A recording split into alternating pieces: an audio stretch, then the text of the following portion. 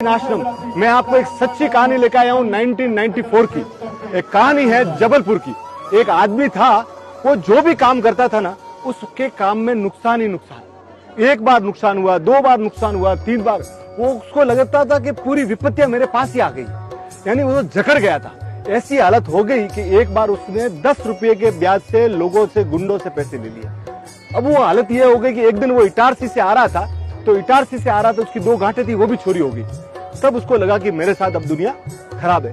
तब उसने कई लोगों को, परिचित लोगों को बुलाया और बोला कि मेरी हेल्प कीजिए, पर कोई उसकी हेल्प करने के। उसकी 3 जवान लड़कियां थी, तो उसको लगा कि लोगों की कुदृष्टि पड़ रही है। फिर वो वहां से जबलपुर आया। जबलपुर आने के बाद उसने क्या सोचा, वो लोगों के पास गया। एक भाई ने उनको यहाँ रखा, पर वो थोड़े दिनों बाद बोला कि अगर तुम धर्म परिवर्तन करते हो तो तुमको मैं तुम्हारा कर्जा, मरता क्या ना करता। इसके मुंह से निकल गया कि मैं हाँ, पर इसको रात को सोते वक्त लगा कि यार मैं पैसे के लिए धर्म परिवर्तन करूं, ये तो इसकी चेतना जागी। फिर बोला मैं मर जाता हूं तो मैं जवाब नहीं। तो जबलपुर के पास भैरव घाट है। कौन सी है? भैरव घाट। वो भैरव घाट गया कि मैं सुसाइड कर लूं, पर उतने में उसको याद आया कि यहाँ पे विद्यासागर जी महाराज साहब है। विद्यासागर जी महाराज साहब को दिगंबरों में भगवान की तरह माना जाता है।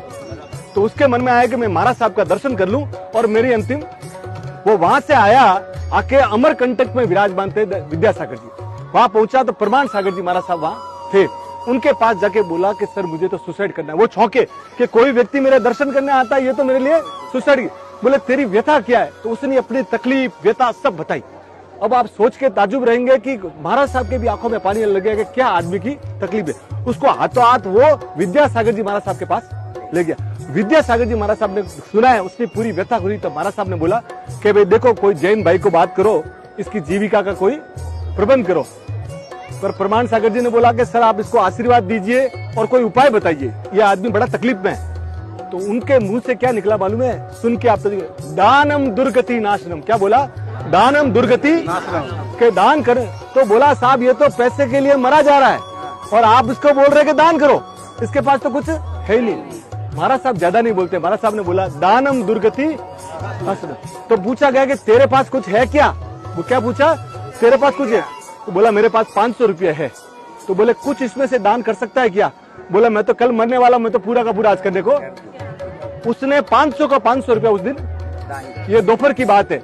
और शाम को तो जबलपुर के कुछ प्रतिष्ठित लोग आए और उनको उन्होंने, महाराज साहब ने बात की। तो एक ने बोला मेरे पास कपड़े की दुकान पड़ी है और कोई चलाने वाला नहीं है, आप इस आदमी को भेज दो।